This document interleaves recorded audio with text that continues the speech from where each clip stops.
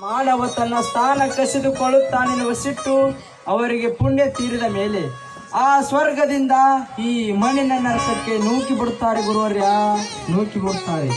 ಈ ಅದಂತೆ ಪರಲೋಕದ ಸುಖಗಳು ಅನಿತ್ಯ ತಂದೆಯೇ, ಅನಿತ್ಯ.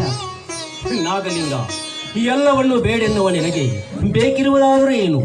ನಿನಗೆ ಎಂಥ ಗುರು ಬೇಕು?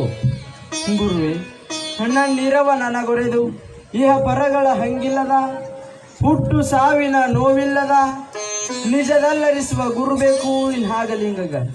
ವೇದ ವೇದಾಂತಗಳ ಮರ್ಮ ತಿಳಿದು ಈ ಜೀವನದಲ್ಲಿ ಜೀವನ್ಮುಕ್ತಾವಸ್ಥೆ ಇದ್ದುದು ಪ್ರಾರಬ್ಧ ಕರ್ಮಾನುಸಾರ ಶರೀರಿಯಂತೆ ಕಂಡು ಕಂಡವನಂತೆ ಕಾಣುತ್ತಾ ತನ್ನ ಆನಂದದಿಂದ ಚಲಿಸದೆ ಶಾಂತಿ, ಕರುಣೆ, ನಿಷ್ಠೆ, ಸರಳ ಸದ್ವಚನ, ವರವಿದ್ಯಾ ಯಶಗಳನ್ನು ಹೊಂದಿದವನಾಗಿ ತನ್ನ ಪಾದಕ್ಕೇಗಿದ ಭಕ್ತನ ಸಂಶಯವನ್ನು ಸರಿಸಿ ತಾನು ಗಳಿಸಿದ ಆತ್ಮಾನುಭಾವವನ್ನು ತನ್ನ ಭಕ್ತನಿಗೂ ಕರುಣಿಸುವ ಸಾಕ್ಷಾತ್ ಶಿವನೇ ಆಗಿರುವ ನಿಮ್ಮಂತ ಗುರು ಬೇಕು ಇನ್ನಾಗಲಿ.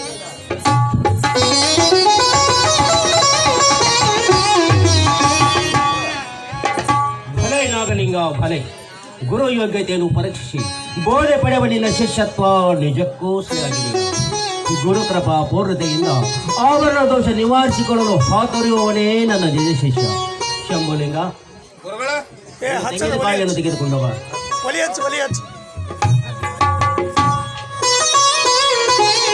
ಲೈಟ್ ಆಫ್ ಮಾಡ, ಲೈಟ್ ಆಫ್ ಮಾಡ.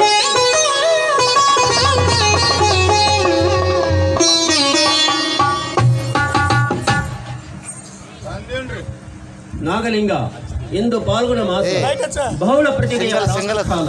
ಅದು ಅಲ್ಲಿ ನೋಡು, ಭಾರತೀಯರ ಧರ್ಮ ಸಂಸ್ಕೃತಿಯಂತೆ ಕಾಮದಹನ ಕಾರ್ಯ ಜರುಗದಲ್ಲಿದೆ.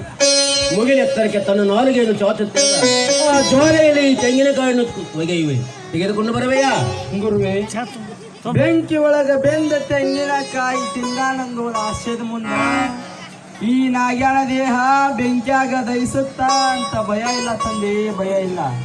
ಇಷ್ಟು ದಿನ ದೇಹ ದಂಡಿಸೋ ಧೈರ್ಯ ಇಲ್ಲದ ಹೇಡಿಯಾಗಿದ್ದ ಈ ನಾಗ್ಯ, ನೀವು ಅದಕ್ಕೆ ಶಿಕ್ಷಾ ಕೊಟ್ಟ ಮೋಕ್ಷಕ್ಕೆ ದಾರಿ ತೋರಿಸಿದ್ರಿ ಗುರುವೇ, ಮೋಕ್ಷಕ್ಕೆ ದಾರಿ ತೋರಿಸಿದ್ರಿ ಗುರುವೇ. ಚರ್ಮ ಸುಟ್ಟ ಮೇಲೆ ತಂದೆ ಗುರುವಿನ ಮರ್ಮ ತಿಳಿಯೋದು ಆಗಲಿ.